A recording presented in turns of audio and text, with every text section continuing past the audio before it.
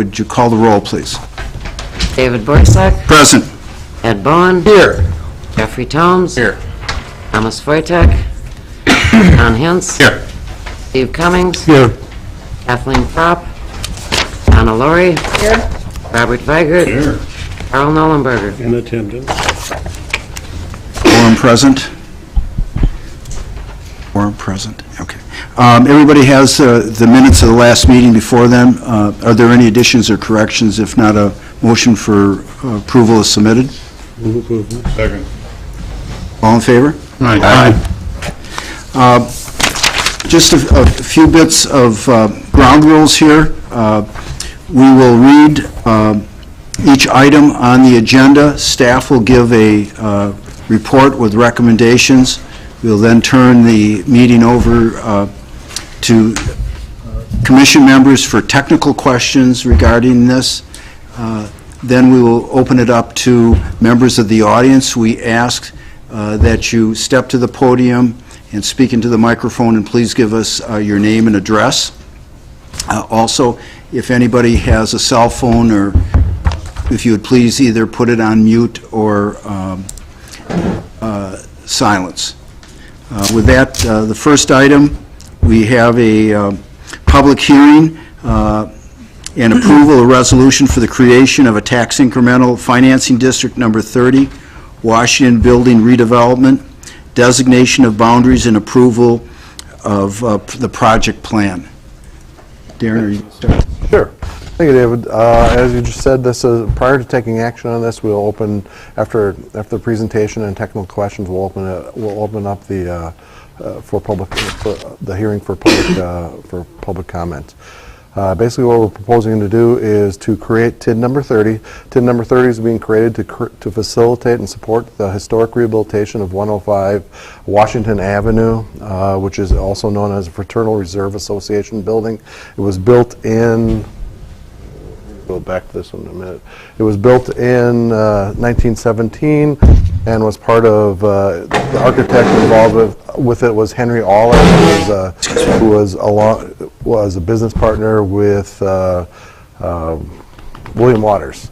Basically, what we're proposing to do is it's an adaptive reuse project from taking 105 Washington, which is this building here, from office to residential apartments.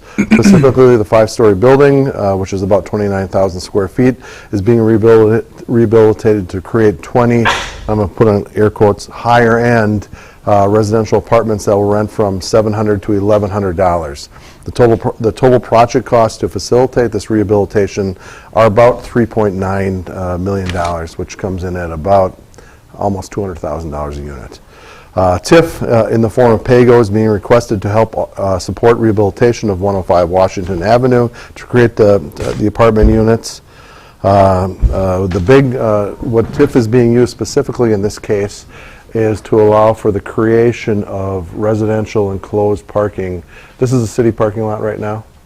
What this TIF project plan does, this is the proposed boundaries of the TIF district. You see this is Washington State, or this is Wagoo State in Washington. This is 105 Washington. This is 305, that's, I forget what the address is offhand. It's another small commercial building.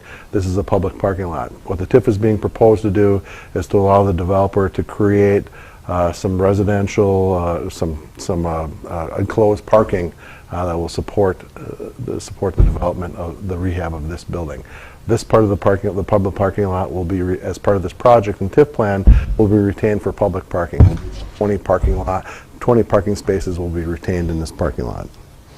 When we look at higher end apartments, enclosed off-street parking is an important component of creating a housing product that we don't currently have in the downtown area. We've done various studies. We're working on the Imagine Oshkosh report right now, and what we've heard from our stakeholders time and time again is we don't have enough higher-end apartment and or condo units in the downtown. We've done a great job over the years, and David's noticed this, over the years we've created a lot of second-floor units, but most of those second-floor units have been funded through CDBG. So what we've done is we've created a lot of lower income housing units, which is a good housing product in the downtown area. They've been funded through CDBG. But what you don't do with those CDBG products is you don't create a higher end finish. You don't put your granite countertops in there. You don't put the stainless steel appliances, things like that. And more importantly, you generally don't have enclosed off-street parking support. Most of those units are relying on public parking, and they're all open parking. So that's the big component of this project that we're looking at in the core Main Street downtown area. As I put in the staff report, dozens of the units have been developed over Main Street storefronts, some higher end, virtually all lack any type of enclosed parking. As I said, virtually all were developed as LMI projects through the CDBG program or the home rent rehab program. This project, and why we're excited to support it, this project as proposed adds an amenity to the downtown housing stock that is not currently available in widespread numbers. If you start looking at what's going on downtown, and I hope Jeff put it somewhere in here. He was going to put a map of some of the downtown housing units that have been created over time, and really, if you're looking downtown itself, the only comparable product that you would have to TID 30 is the Hunter Block, which is again another TID product. It's got underground parking. It's a different type of product because it was a new build. This is versus a rehab. You've got Bella Vista, which is some market rate apartments over here. I wouldn't consider this part of the downtown area. I'm just showing what's been developed kind of in the center city area, and then you start to get over to this area, which is the Marion Road, which again I don't think is part of the Main Street environment. And you've got things like the Rivers 1 and the Rivers 2, both tax credit projects over here and in a TIF district. You've got the Anthem Apartments, which was our first real market rate apartment, which is again in a TIF district. You got Morgan, they'll be moving forward with hopefully up to 300, up to 400 units over there. So you look in this area, and we haven't created a lot of newer apartments. What was left off this map is Division Street. Division Street was something that we developed back in I think the early 2000s. But I wouldn't rate that it's fine quality housing. It's not higher end housing. It's not linoleum finishes. They do have garages that are attached. But again, what's being proposed in this particular development stands out from the rest of anything that's been developed recently in the core downtown area. The applicant is here, Discovery Properties is here to talk about it, so they'll get into some of the higher end finishes and what's going on in those units. The other significant component of this particular TIF plan is actually the reconstruction of this parking lot. Again, right now this is a public parking lot. What we're proposing to do is this part will be divvied off to the developer. This will be retained for public parking. So as part of the process, this lot will be rebuilt through the TIF. The developer will be contributing to this approximately, I think it's about $147,000 to rehab this particular part of the parking lot. The developer will be, the city through the TIF will be kicking in about $88,000. That's again based on current estimates right now. The city anticipates making total project cost expenditures of approximately $680,000 to facilitate the rehabilitation of this property. About $530,000, again that's an estimate now, is what would be provided to the developer as an incentive over the life of the district. That sounds like a lot of money up front, but when you net present value that out in order to build the garages, it barely covers building the garages over that 25-year period. We're putting in about $88,000 for the parking lot construction over here, and then we always put money in for to cover administrative and maintenance expenses within the district. Let's see, and basically why we're using the TIF to build the garages and why we're using the TIF to help with this project is if you look at the very end of the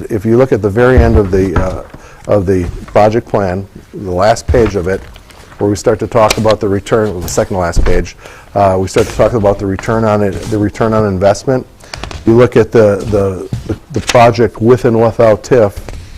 Without TIF, the 10-year IRR, which is the internal rate of return, cash rate of return, that is sitting at a whopping negative 13, almost 14%. So without TIF being able to help support the garage development, or to support the development, you're sitting at a negative 14%. With TIF, the 10-year IRR goes up to a minus 4%. So even with TIF, when you look at from a financial standpoint, you know, you look at the numbers and you go, ooh, geez, this is really a pretty thin project. We're going to be losing money with or without TIF. We're just losing less money with TIF than we are without TIF. Now, without TIF, if we don't put up the garages, we could move forward without, without the TIF. You wouldn't have garages. We'd move forward. We'd be staring at rehabilitating this garage, this parking lot, at a cost of about $700,000. That's what the estimated costs are.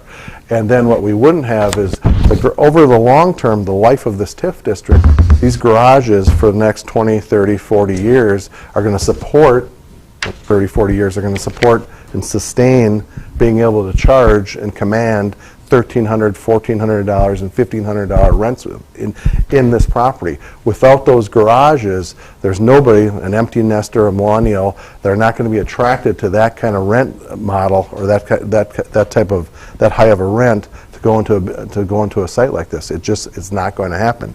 So without the TIF and no garages, we're not going to be able. I personally don't think that financially that this will sustain itself over time. I think the garages add a component to downtown living that will be attractive to the empty nester. I think we've talked about it, Jeff. I know we've talked about trying to get things attractive to empty nesters, millennials, and some of those young professionals. You start looking at the incomes that these are. In order to support the rents, you got to have an income of probably a minimum for the higher end ones at least $40,000 of a household income. So what we're trying to do with this project is bring in higher income households in the downtown area. I think we were just looking at some demographics, and when you start to look at the demographics of our downtown area, I think the average household income was $21,000. So we're hoping and part of that is because we've got a heck of a lot of LMI housing, we've got a lot of public housing, and you do have some of that college component. So what we don't have is we need to, if we want to continue that revitalization process downtown with bringing more people to live downtown, we need to have a housing product that they want to live into. Now, we'll get to condos at some point, I hope, but this will start, again, moving the scale where we're bringing in higher income households into the downtown area. That's why we're supporting it from a public policy standpoint, because we think adding this type of product to the downtown is going to start moving things in the direction that we've all been working on over the last 10, 15, 20 years. So with that, I'll go over a couple of maps real quick to just show. Oh, I get confused.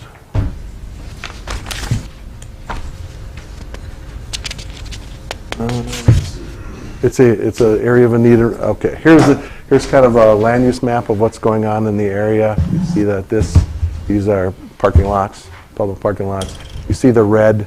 The red is generally all commercial uses. So you see that you're putting, what we're proposing to do is put some residential in an area, in the downtown area, to add, again, a component that we don't have a lot of in the area. This would be the TIF district. We would rate it as the area in need of rehabilitation. It's kind of a rendering, or this is from Google Earth, kind of shows what the site looks like. This is taken from the TIF district map. It's a public parking lot reconstruction, Washington building garages, the rehab. Again, the TIF is going towards supporting the development of the garages.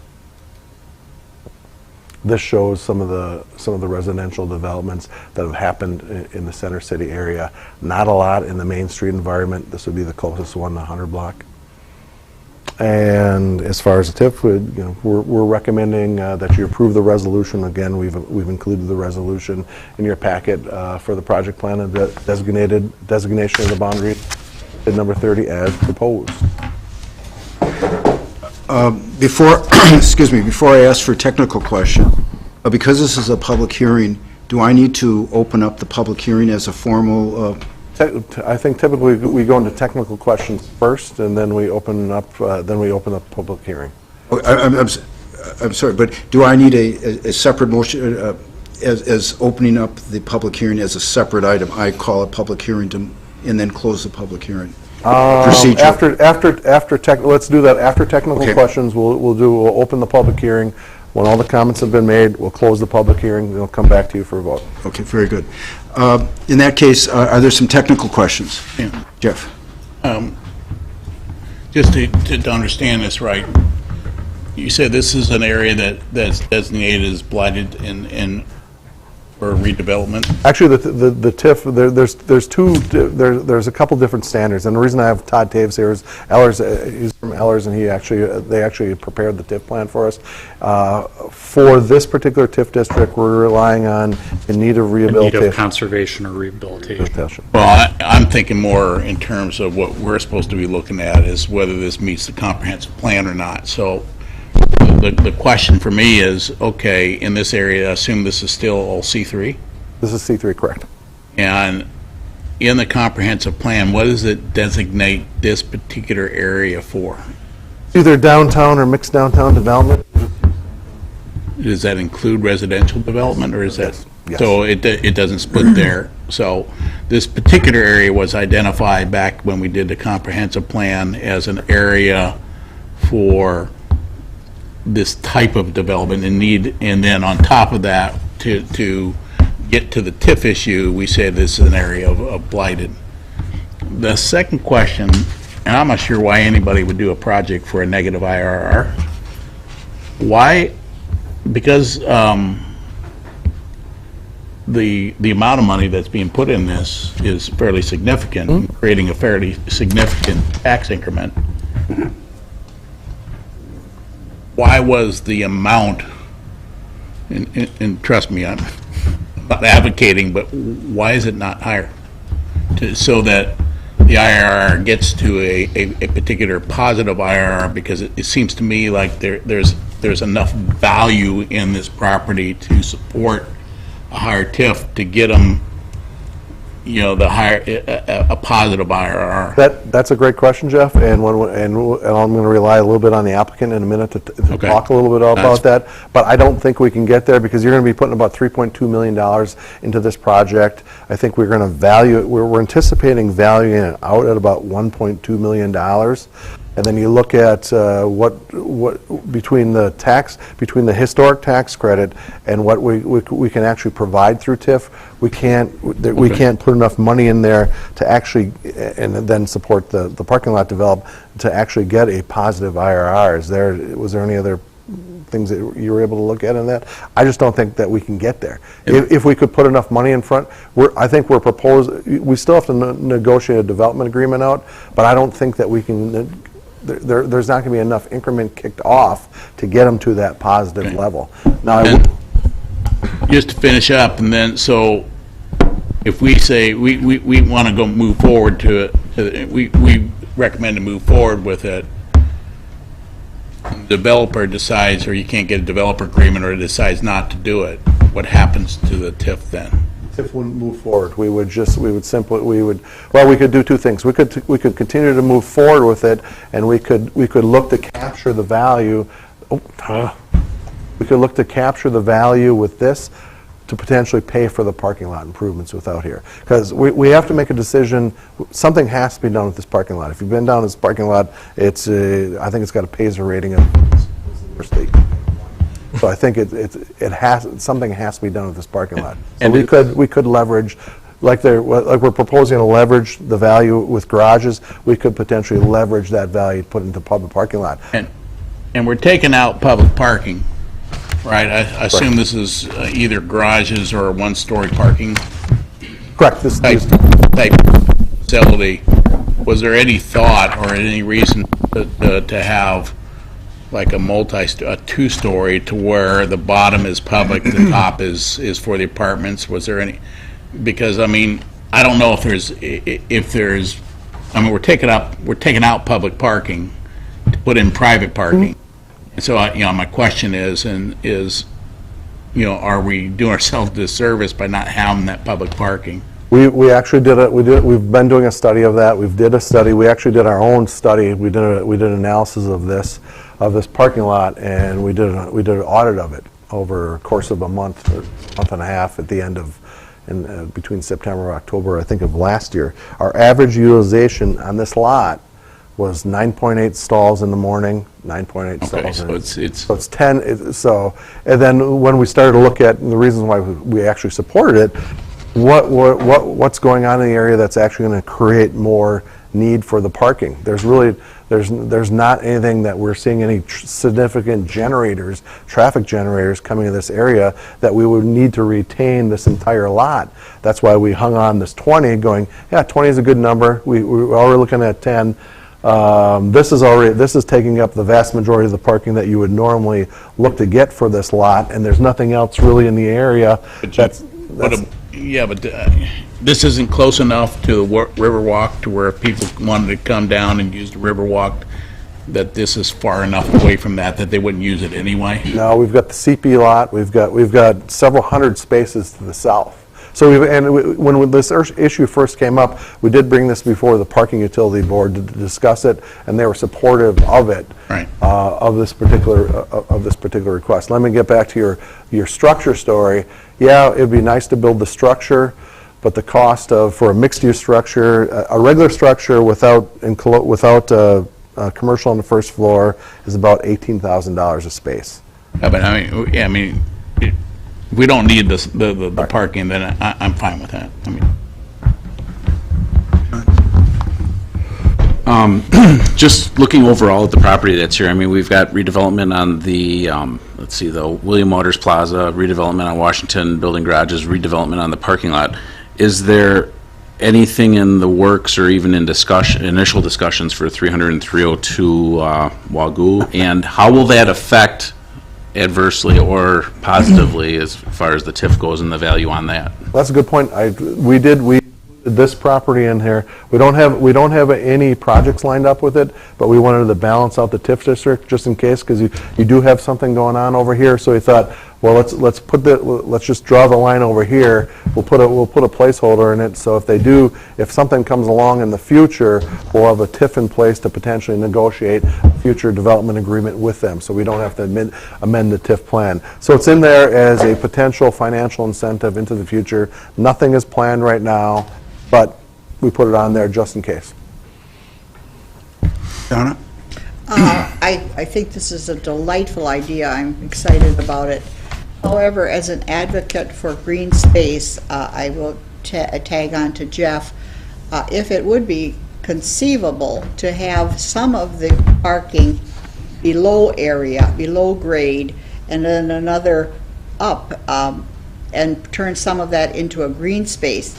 I do realize there's green space across the street at the park, but it would seem to me that somebody going into high-income rentals would like to have more green space, and I advocate that. So, The one thing I would add is we are actually proposing as a separate project, we're redoing this area, the William Waters Plaza, where we're going to be adding a significant amount of green space. We're going to be activating that public space over here.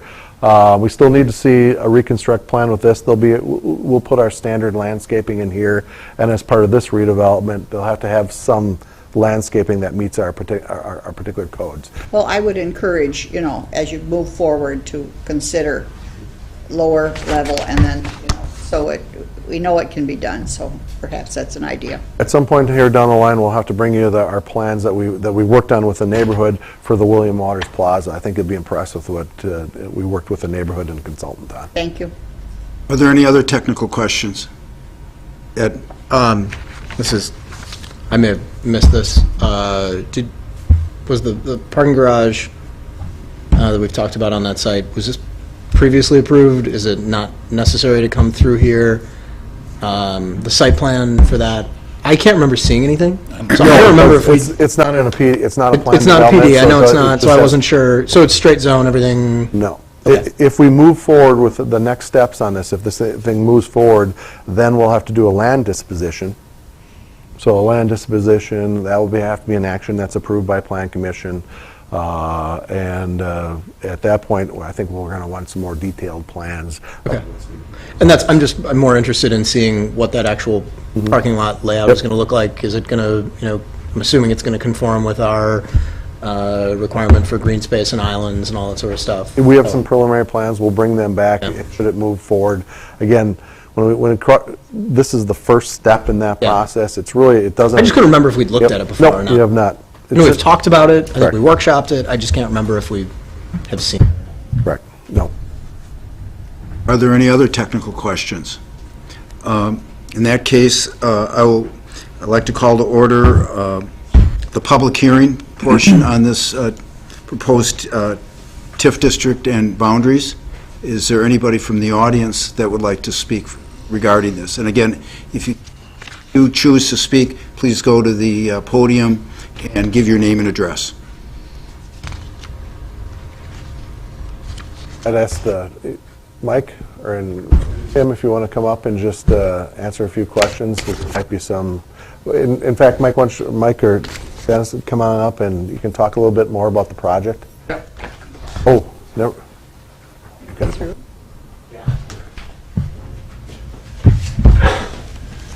Steve's got a. Okay.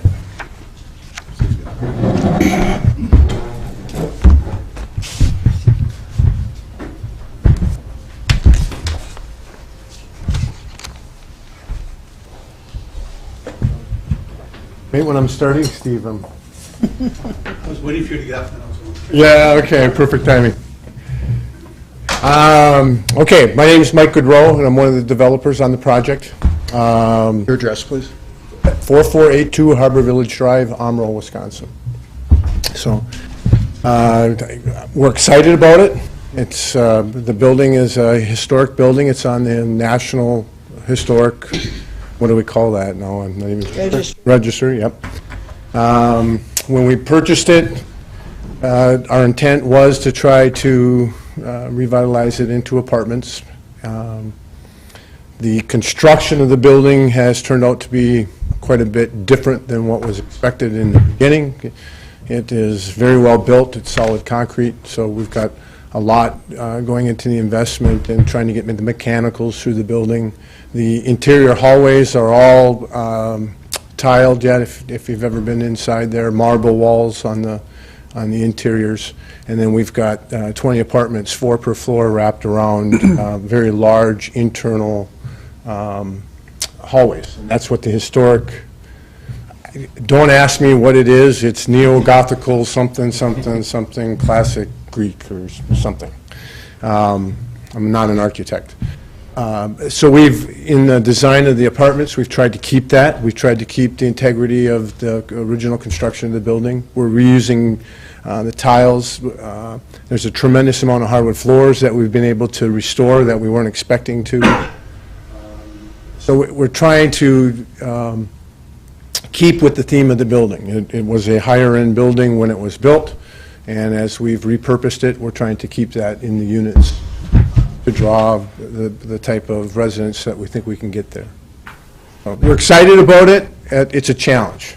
It has been between the building itself, repurposing it, historic requirements, what we've had to do for that. It is a challenging project.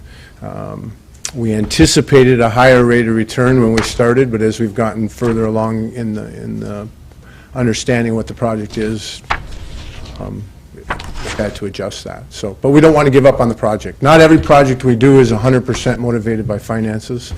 This would be one of them. This is something we can leave behind.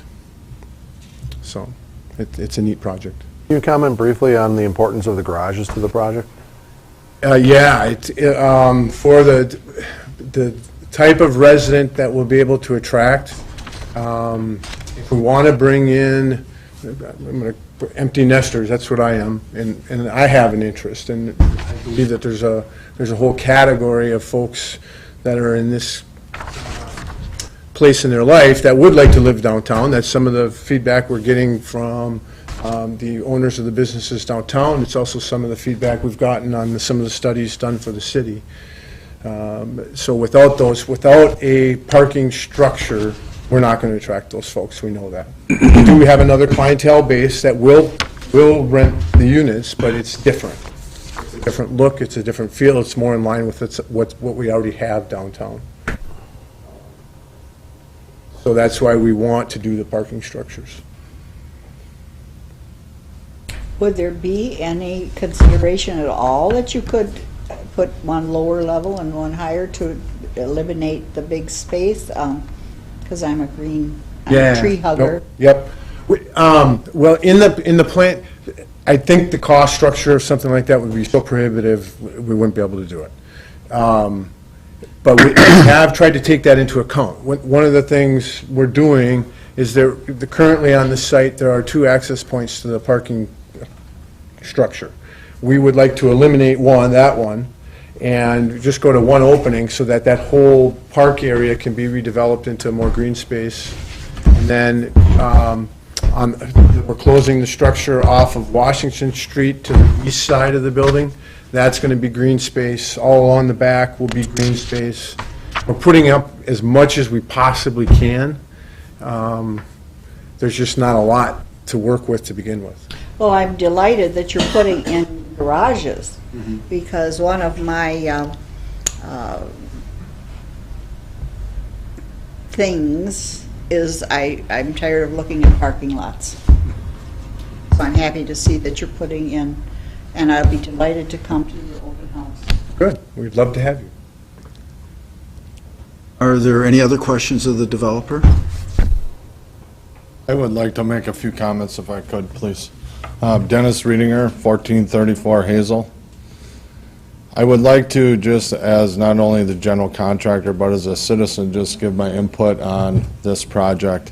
It's been very refreshing for our company to work with someone who is called a developer that has done such an incredible job of, as Mr. Toms pointed out, doing something on a negative return of investment. It's not a usual thing that happens in our industry, but I've been incredibly impressed with their motivation to continue to move forward for literally the betterment of Oshkosh, and I believe that that should be rewarded. And I took a little straw poll with those of us within our company. The units, the casework, the historical feel in the building is incredible. And ask yourself within our office and myself, could I convince my family or your family to move there?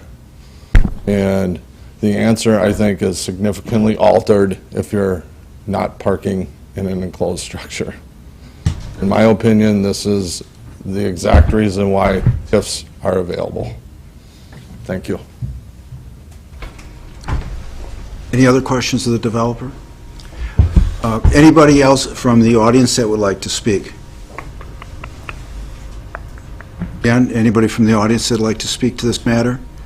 Then I'd like to close the public hearing and bring this back to Plan Commission members for discussion and a motion.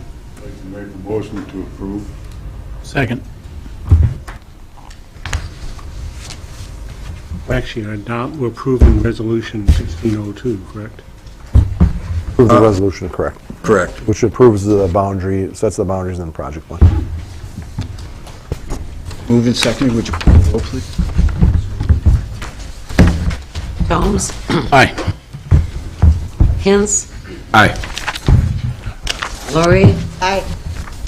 Weigert? Aye. Nollenberger? Aye. Bowen? Aye. Forsythe? Aye. Motion carried 7-0.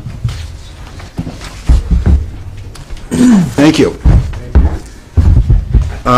Excuse me. We'll go to item number 2, which is extraterritorial 2-lot division certified survey map at 940 Old Knapp Road, town of Nakai. Thank you. The petitioner is requesting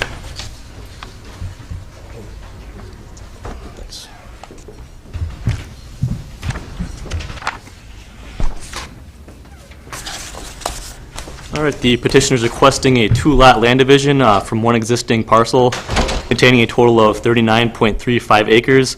As proposed, Lot 1 would be 31.39 acres in size, Lot 2 would be 6.01 acres, and there would also be 1.95 acres of dedicated right-of-way. The subject site is located at the corner of Black Wolf Avenue and Old Knapp Road in the town of Nakaimai, and it is approximately 1.6 miles southeast of the Oshkosh city limits. The property is mostly undeveloped, being used agriculturally along with a residential building and shed in the northern portion of proposed Lot 2 right in here. The surrounding area consists of mostly agricultural uses along with sporadic single-family uses. The purpose of the request for the land division is to separate the buildings from the rest of the agricultural land. The petitioner has indicated that there's no immediate plans at this time for development, and it will retain its agricultural use. The land division will not alter the existing land use patterns in the area, and it is consistent with the city's 10-year and 20-year comprehensive plan land use recommendations. Staff has no concerns with the proposed layout, as the 2 new lots retain suitable area for continued agricultural use, and they're configured with appropriate land area and street frontage to not negatively affect future division, appropriate for forecasted residential developments. And here's the proposed CSM.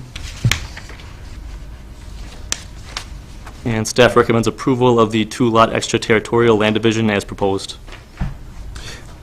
Are there any technical questions? There's no wetlands or anything in that area? No, the Department of Public Works looked and they didn't have any concerns with wetlands or anything. Where is the dedication of right-of-way going to be?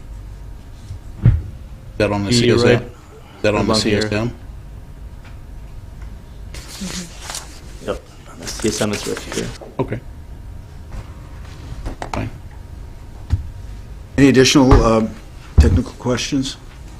Is there anybody from the audience that would like to speak regarding this item?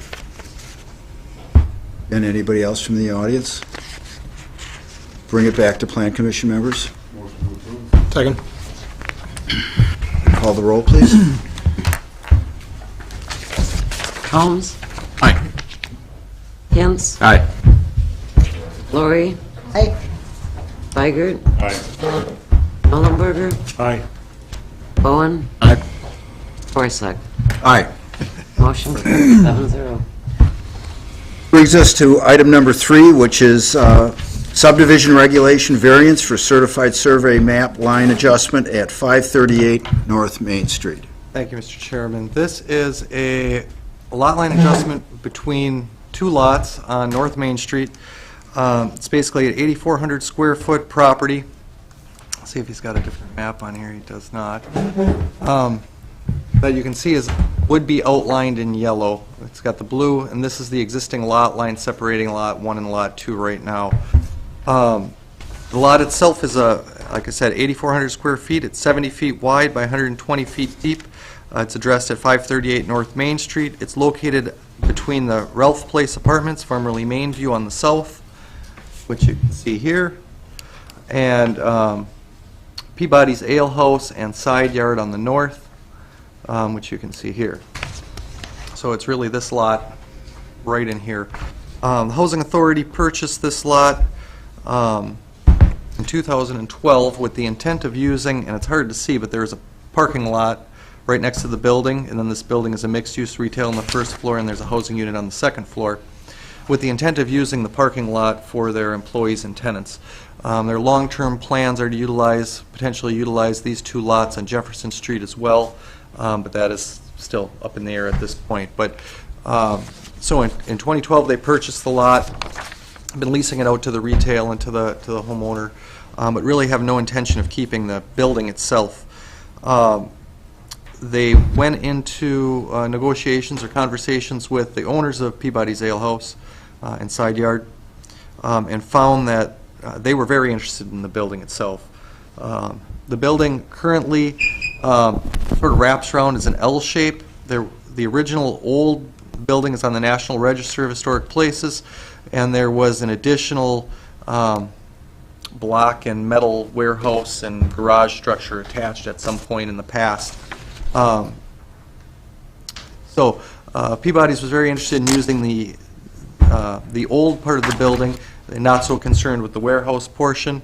To facilitate that, what they would need to do is move that lot line down to the south, basically cutting it right along the building line, allowing the building itself to be attached to the Peabody's parcel, and proposed Lot 2 would just be the parking lot, and the Housing Authority would retain that, use it for parking for now, and potentially redevelop it with the other properties in Jefferson. Issue that comes in with that is our subdivision code requires any lot being divided in the city to have at least 60 feet of frontage. When this lot line gets moved down 30 feet, it'll make proposed Lot 2 only have 40 feet of frontage. It's currently conforming, it would make it non-conforming. However, the Peabody's lot would become conforming from being non-conforming. The properties are all Zone C3, Central Commercial District. There is no minimum lot size or minimum lot width associated with that zoning category. It's only the subdivision code that requires all lots to be at least 60 feet wide, and that's necessitating the variance here. So basically, staff is supporting this lot line adjustment for main reason that it is a C3 zoning district. There is no minimum lot size or lot width. It is not inconsistent with other commercial and non-commercial properties in the central city. Many of them have 30 feet of width, 40 feet of width, 50 feet of width. That was very common in 1800s and early 1900s. The buildings have zero setback, can be built right up to the property lines, which is the case in here as well, and would be the case when this lot line is shifted down to the south. So for those reasons, we are in support of the subdivision variance. The parking lot itself would still be at 40 feet wide, would still be able to be used as developed. It also wouldn't hinder or prohibit any future reuse or rebuilding on that site. As far as you could build with the zero setback in the C3. So again, here is the CSM itself. What you see highlighted in yellow would be the new lot configuration. The back warehouse piece of that building would be removed prior to the boarding, so you wouldn't have any buildings over the lot line. Lot 1 would then have the Peabody's Ale House and this building, and again, the parking lot would remain on its own. So with that, we are recommending approval of the subdivision variance as requested. Any technical questions? Oh, Jeff? Yes. Yeah, I got 3 questions. I need to make you the chair. One, You can lead the meeting. One, shouldn't we put some kind of restriction in here that says that building has to be removed? They would have to do the removal. You wouldn't have to make it as a condition. They would have to do it. They wouldn't be able to divide it for building code. And because this is C3... And it is located on the CSM that they are removing it. Because this is C3, we don't have to give the Lot 1 any kind of base standard modification to grandfather that building being right on the lot line. Nope, it has a zero setback. And then Lot 2, do we need to put any kind of restriction that requires them to come back here if they're going to build something on it? Because, I mean, I understand that they can build to zero lot lines, but that's not what our intent is going into the future, is to allow people to build on zero lot lines, correct? Well, in the central city, yes. That's part of our new ordinances, to allow them to build. Our old ordinance, our new ordinance, our comprehensive plan, that's a classic style of development for a Main Street community. Are there any other technical questions? In that case, is there, excuse me, anybody in the audience that would like to speak to this? And anybody in the audience that would like to speak to this? Like to bring it back to Plan Commission? Full approval. Call the roll, please. Holmes? Aye. Hens? Aye. Lori? Aye. Weigert? Ellenberger? Aye. Bowen? Aye. Forsythe? Aye. Motion carried 7-0. Thank you. We'll go to item number 4, the amendment of a conditional use permit plan development for university reuse of the former Lincoln Elementary School at 608 Algoma Boulevard. All right. Thank you, Mrs.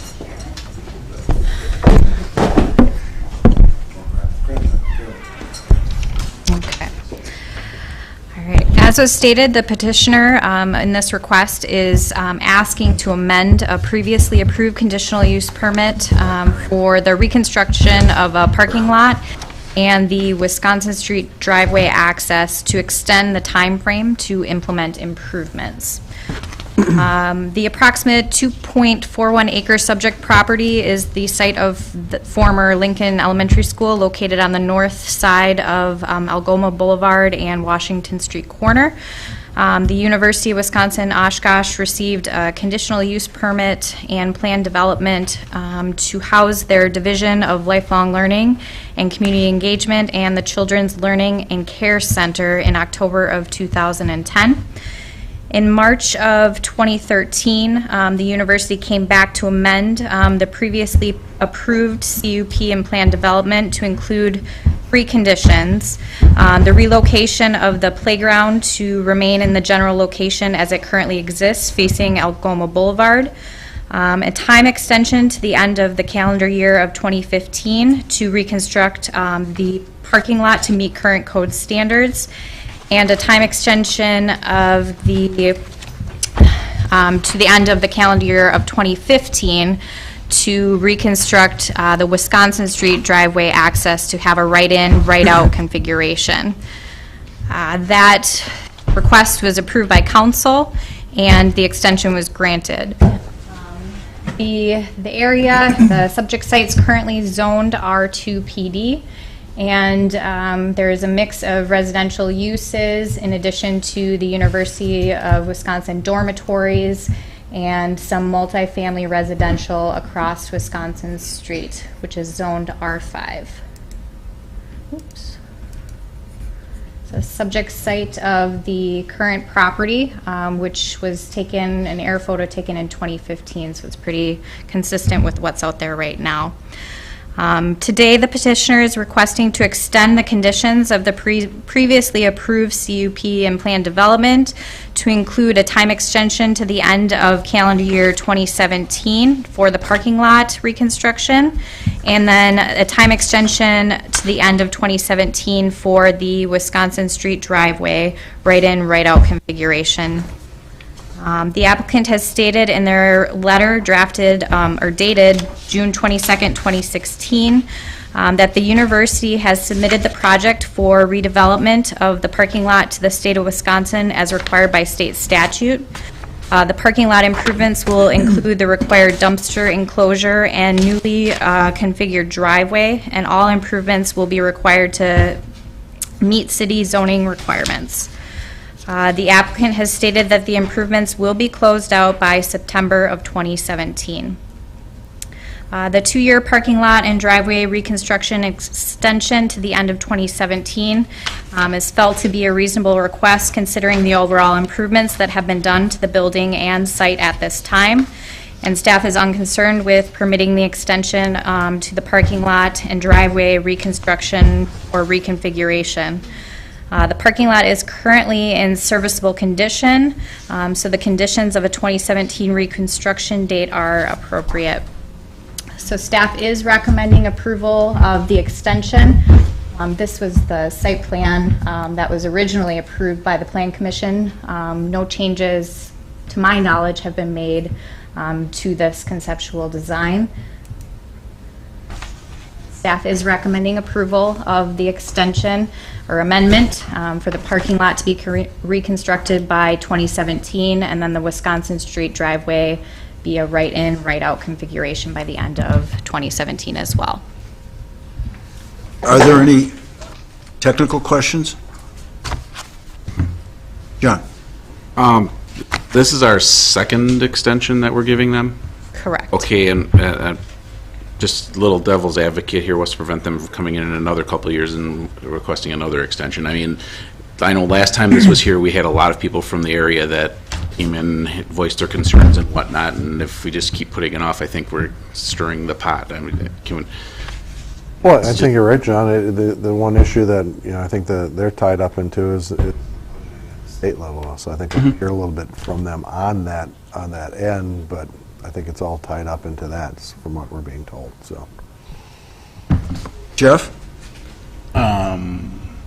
I I maybe understand the budgeting issue and reconstruction, but what's wrong with the right-in, right-out?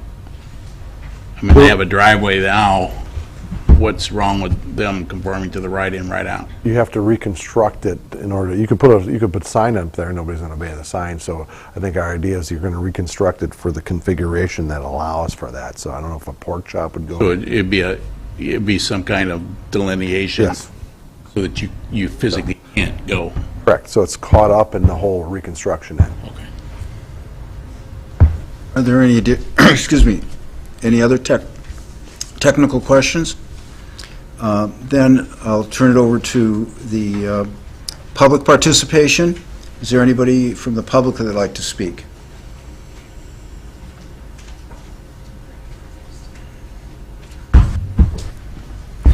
I'm Bernie Pitts, 617 West Irvin. I own the property directly across from Lincoln School on Wisconsin Street. They said the state's claims they submitted a plan to the state. I see nothing on their plan what they're going to do with the dumpsters. It took us only 6 years to get them moved. I've been at the zoning and planning office many times, and they said they were working on it. The only way I got it removed is I went to a council meeting last month and complained about it. On a Tuesday and Thursday, they finally moved them. On this plan that they are presenting now, they do not show where the dumpsters are going to be. I think before you approve this plan, they should come forward with a full plan, not a half a plan. They got on here one place for future expansion. Future expansion of what? Doesn't say. It says to remain as a future TBD. Another one. What's TB? What's TBD? Anybody know?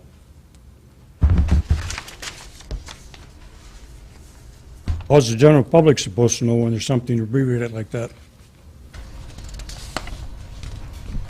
That was the location up there. I'd like some answers to it. I think the petitioner could probably respond in terms of their plans for the site, but this was the original submittal that was approved by the Plan Commission in 2010 and then again in 2013. And any improvements that are made to the parking lot will be required to meet code. If they are proposing anything that does not meet code, they would have to come back to Plan Commission for approval. But your document here says that they already submitted the plans to the state of Wisconsin for approval, and nowhere on their plans does it show where these dumpsters are going. Where are they going?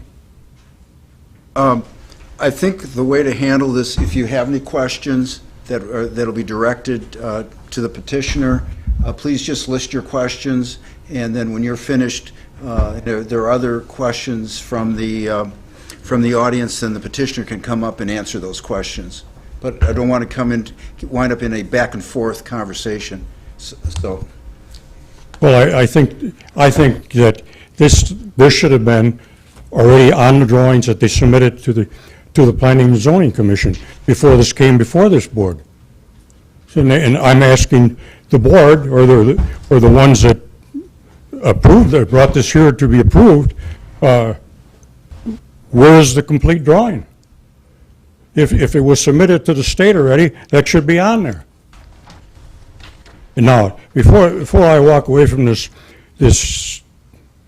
podium, when this was approved in 2010, when this was brought before the council, the right in and right out into the driveway was the only way they were approved to come off of Wisconsin Avenue. That's not being abided by, not even by the state's own vehicles. The school buses aren't even abiding by it that are going into that.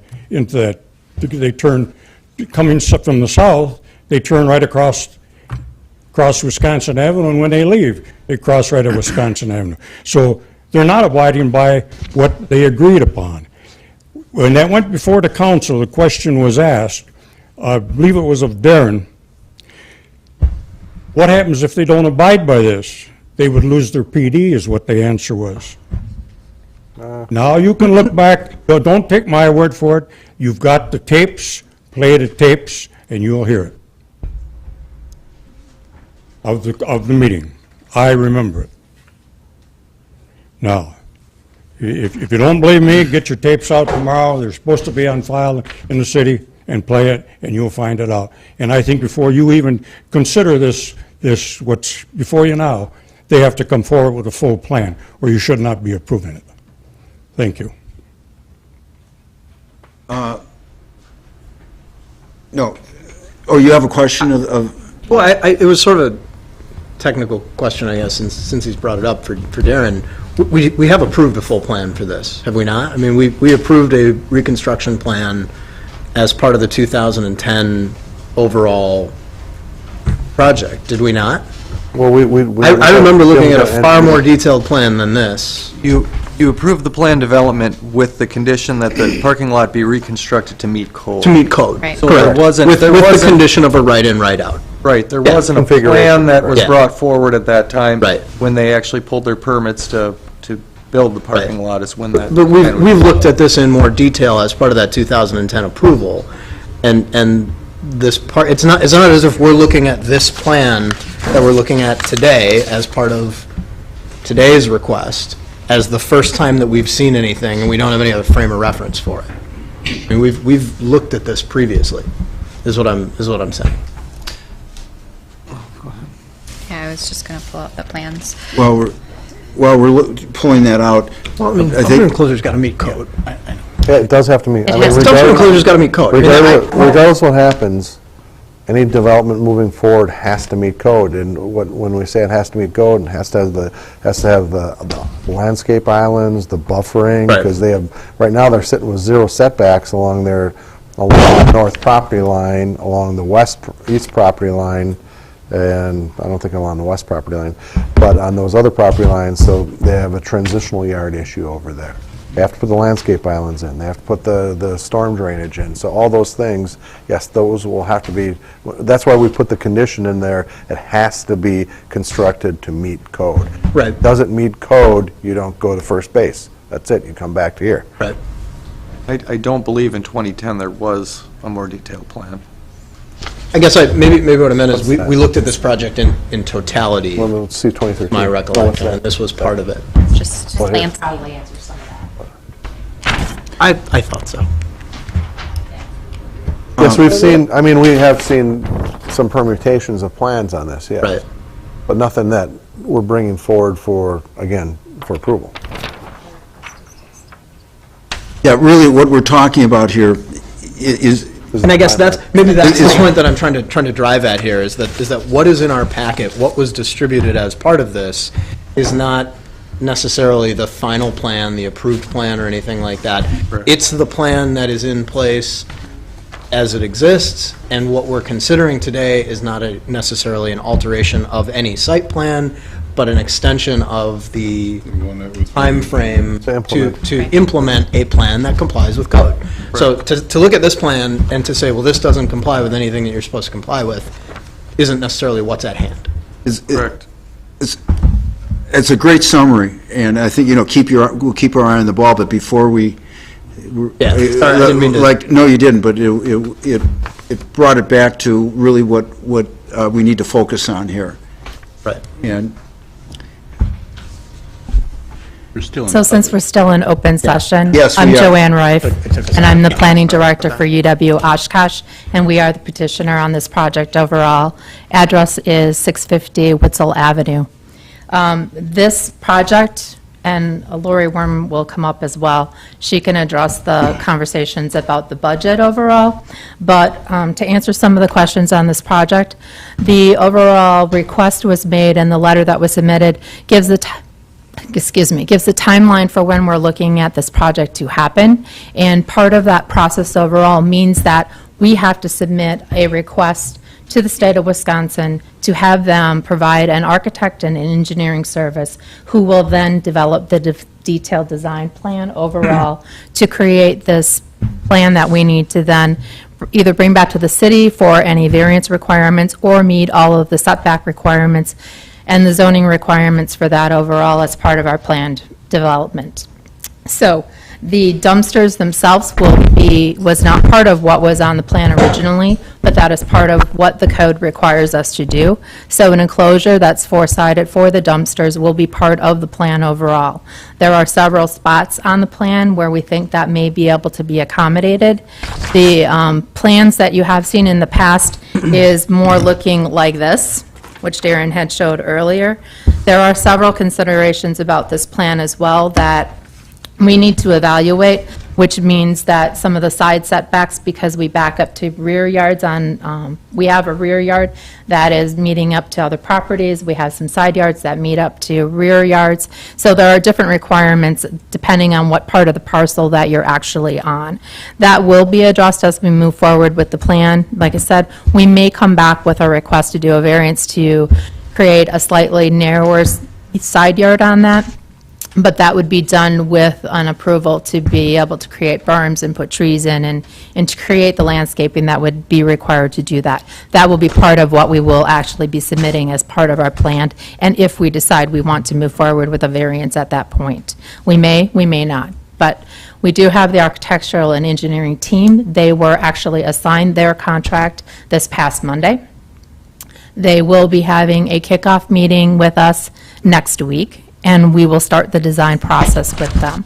That will have to go back to the Board of Regents and the State Building Commission for approval to move the project forward through construction at that point.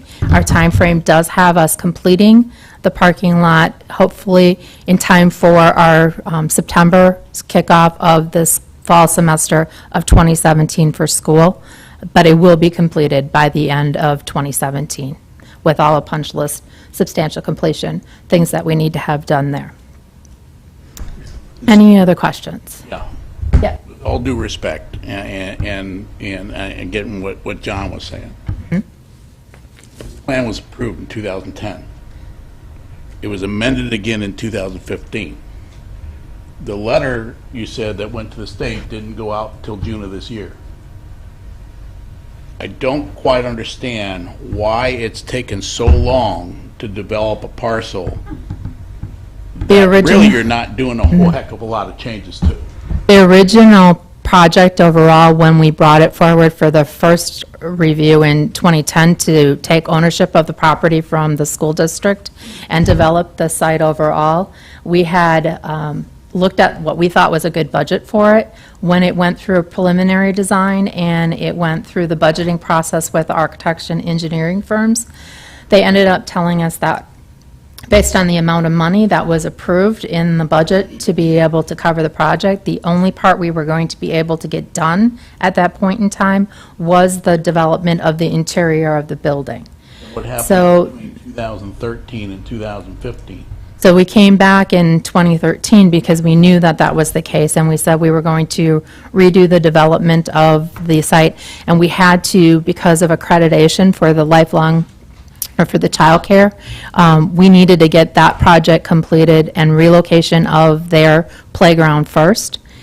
The state and the Board of Regents have asked us that we would submit our projects in consecutive order, and they would not look to move forward with those projects until the projects were far enough along.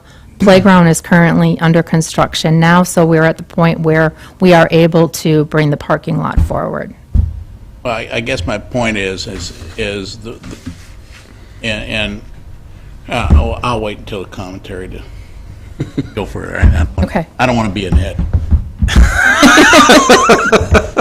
Are there any other wants to be an ad. questions that I can answer for I you? don't want to be an ad. Just to address one of the things Mr. Pitts was questioning, the future expansion area to be determined, that's still to be determined. There's nothing in the works. Part of the plans overall was actually to get the playground, we had I have to look, can you pull the plan back up that you were looking at there? So the area that's noted as TBD, which is to be determined, that area, well, that top part's not part of our, oh yeah, it is part of the parcel. There was part of the parcel that was actually in gravel at one point, and then there was part that was, we didn't know if we were going to fully expand the parking lot. And the further design that was done, that Darren had earlier does show that the parking lot expands across the whole backside of that, and that the playground area moves to the other side of in the alcove of the building overall. So we do have the concept that we were looking at further developed than this, that showed that would become parking. If I remember correctly, last time you came through, that was the area that they were complaining about people parking on grass or something like that. Yeah. Yeah. Just kind of refreshing my memory along with Yeah, this, it's so. currently where the grass area is and the partial fencing for the childcare currently. Thank you. Any other questions? Bernie, any other questions that I missed answering? Ma'am, let me- wait, Bernie, excuse me. I'm Yeah. sorry. There's only one discussion, and that's to the chair. There's no cross-discussion. Okay. And if you would like to have Okay, I answered discussions offline, you can, but Okay. please address Thanks, the David. All right. Plan Commission. Anything else? Is there anything else from you or? Lori? Want to answer anything? Hi, my name is Lori Worm. I'm the interim Vice Chancellor for Administrative Services, and 800 Algoma Boulevard, and I'd just like to reiterate what Joanne said about the budget and the planning for this project. We have worked with our parking department and have built this into our 5- and 10-year planning needs and have adjusted our rates to make sure we can accommodate this project. So I just want to assure you that that is in the financial planning as well as in our overall planning on campus. Are there any questions of the speaker? Is there anybody else from the audience that would like to address the Plan Commission? See no one else, I'd like to bring it back to the Plan Commission for discussion and a motion. I would just like to ask if maybe, would it be feasible for us to put something on about another extension? I mean, because, 2, you can't say is necessarily a pattern, but do we want to put something on there? If a third one comes, then there will be future or something to that sort. Just putting it out there for everybody to consider. But then it would never get done, and that doesn't make any sense. Well, it's never getting done right now, Carl. Donna? A comment. I think this is so poorly has been handled, and I understand entirely that the employees of the university are at the will of the state government and their budgets. So my comments are not to this. But I would like to comment on Mr. Pitts's presentation to us. This has been going on so long, and I pass by that location quite often in my travels around the city. Algoma Boulevard looks lovely. They've taken care of that, and that's a very scenic, pretty thing. But the Wisconsin Street side, of which Mr. Pitts has to look at, certainly I can understand his upset, and it makes me upset to think that this has been going on all this while. I will vote no to this, not because I don't support them moving forward, but I will vote no because I think this is outrageous. Jeff? Question, Darren, and it's hypothetical. Let's say that we grant this particular extension, and then 2017 comes around and our worst nightmare happens. It doesn't happen, and we have to get extended again. If we were then not to extend, what would happen? I mean, you've got a couple conditions here that they may or may not be able to make if we don't grant a third and fourth extension, because you're at the whim of state budgets or campus budgets or whatever it is.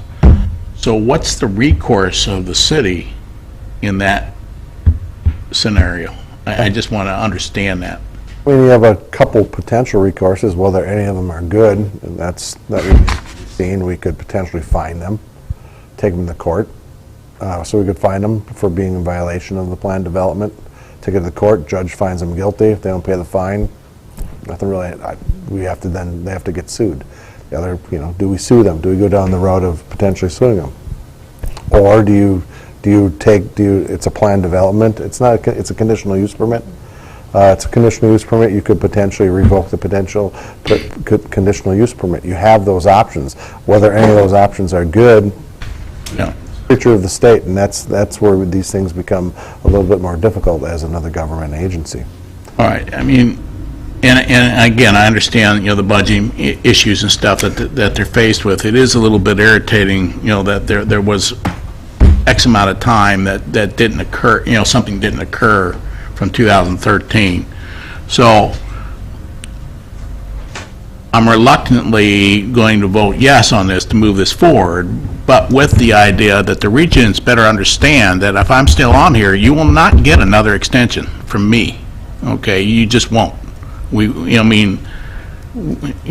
send a signal that if we do that here and we don't do that for somebody else, that's a bad signal to send to people. That they can come back and say, geez, I don't have the money right now. I'm not going to do this, or I'm not going to put in landscaping yet, or I'm not going to do this or that, and we send out a bad signal. So that's what I'm looking at is trying to combat. Okay, I mean, I want that area to move forward. I want I approved agreed with the plan when we begin with, but for me, this is the last extension you have. The other point that David just made to me was that you could alter the conditions. You could say you can't use it for parking. You can't use that parking lot for parking. I mean, those options are all on the table. It's planned development and CUP. In that regards, can the city or the plan commission unilaterally bring that back up, or is it so that could we say after further review? And one of the suggestions that I would like to make is instead of making that decision, and I understand the will and the frustration of the PC, is can we have this as an agenda item in a couple of weeks or a month of how to address conditions like this in general and how we address this specifically, and what are our recourse, and develop a clear message. And I think the message is to the Board of Regents would be you either build it or you won't have any parking, and you're going to have to find alternative parking. Over the years, the Plan Commission has been very supportive of these phased in. We gave you a pass at where Physical Services Building is as far as developing that parking lot when you develop that facility because of budgetary considerations. But there's a time when I think it's incumbent upon us to say it doesn't matter if it's the state. It doesn't matter if it's UWO. We recognize the importance of you to this community, but you have certain responsibilities to us. Also, but the bigger picture is what do we do with situations like this so that we know how what we can do in the bigger picture to ensure compliance with conditions that were granted for development. That's a good question. We can workshop that item and bring that's something that I'll have to talk about with the city attorneys, and we can bring them and we at can least talk compliance within the time frame. This is 8 months after they were supposed to have this done. Right. I think Carl had Well, essentially what I was going to ask you, you already started that way, but could we make this extension conditioned on the fact that at the end of that period of time, the parking lot could no longer be utilized if it did not come into compliance? And if we can, then to me, we ought to be adding that to the motion. Which is kind of along the lines I was talking about, only with teeth. And is it appropriate to put that condition on now, or do we need some guidance? I would prefer that. I would almost prefer to consult with the attorney to make sure that. Could I make a suggestion that that the feeling of the PC and the lack of understanding of what we can do, that the city council will get this irrespective of what our ultimate conclusion is, and can the city council send this back to us Sure, they've kicked back. And they could kick it back to us. The other and- option and- is you could lay it over. Yeah, but I would lay it over. Or do you prefer that we lay it over? I do. Well, I prefer to lay it over until Darren is able to consult with the, Okay. with the city attorney and bring it back on our next meeting for these answers, okay? So we know what we can and can't do. To Carl's point, I think Carl brought up a good idea on that, to give us a little bit of teeth and let the regents and stuff understand, you know, this needs to be done, or there's going to be a consequence that's not necessarily preferable to Anybody. anybody. Is 2 weeks a reasonable time? Yes. Okay. Perhaps the sense is lay over. Do I need a motion for that? Yes. Yeah, I have a motion for 2 weeks? So August Second? 18th. Done. 16th? Second, moved and second to lay over to the next meeting, which we think is August 16th. You call the roll, please. I have my hand up. Oh, I'm sorry. I couldn't tell. Well, I know because you were looking at, I just want to say, and it's not being against proposal, it's for a lot of the reasons that have been brought up as far as the precedent, and I think it's not necessarily part of our purview, but there's a lot of feeling throughout the community that the city bends over backwards, bends and does whatever the college wants. That's not my reason for this. I'm just saying, actually, by setting the standard like we were just talking about with putting things off like that, I don't think that's something that feeds that animal that doesn't, as far as I've seen, doesn't have any teeth. But I just think that we're doing something better for the community as far as making sure we dot our i's and cross our t's on this. Well said. Call the roll, please. Tomes? This is on layover. Yep. Layover, yes. Aye. Hanson? Aye. Morgan? Aye. Weigert? Aye. Nolenberger? Aye. Bowen? Aye. Forsyth? Aye. Motion carried 7-0. Okay, this will be laid over and brought back to us on the meeting of the Talk to 16th. the attorneys, correct? Thank you. Thank you very much for that spirited discussion. The fifth and last item, it's a development plan review for the creation of multiple family residential development located on the north side of the 3500 block of Logan Drive. All right, thank you, Mr. Chairman. The petitioner is requesting, as you stated, approval of a development plan to construct a 30-unit multiple-family residential development located on a single undeveloped parcel, which is approximately 3.3 acres inside. The parcel is located on the north side of the 3500 block of Logan Drive, approximately 300 feet west of Jackson Street. The parcel is currently zoned R4 multiple family residential with a planned development overlay. The surrounding area is a mix of commercial and residential uses with Cliff's Tire and Auto on the north, multiple family residential apartments to the west, undeveloped land in Jackson Street to the east, and Bergstrom's car dealership and undeveloped residential land to the south. The proposed development would consist of three two-story apartment buildings and contain a total of 30 residential units with attached garages, an office and storage garage, associated driveways, parking lot, dumpsters, enclosures, and site landscaping. According to the applicant, the proposed development will be constructed in 3 phases, with Phase 1 including the construction of the 10-unit building located on the northeast corner of the subject site, the office and storage building, and 1 dumpster enclosure. Phase 2 would include construction of the second 2-unit or 10-unit building, an associated dumpster enclosure located on the southwest corner of the subject site, and Phase 3 would include the remaining 10-unit building and associated dumpster enclosure on the northwest of the site. Each 10-unit apartment building will contain 8 2-bedroom units and 2 3-bedroom units. And the proposed multiple-family development, green space constitutes approximately 53% of the site, while the impervious surfaces constitutes approximately 47% of the total land area.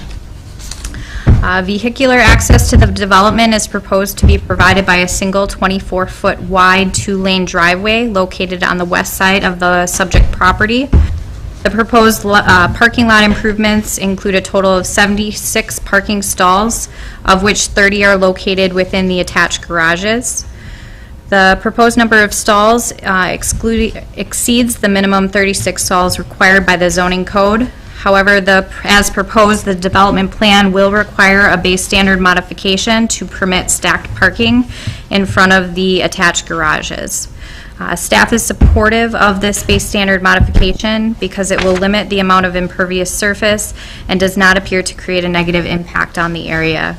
Additionally, the proposed plan only includes 1 handicap accessible parking stall, but based on the number of stalls proposed within the development, they will be required to provide a minimum of 4 handicap accessible stalls. The final parking lot layout will be required to meet code and will be approved as part of the site plan review process. Pedestrian walks are depicted from all building entrances to the paved automobile parking area, as well as internal pedestrian walks, connections between the buildings, office and storage structure, and Logan Drive. The proposed plan also shows space for the future public walk along Logan Drive, which will be required to be constructed per the Department of Public Works.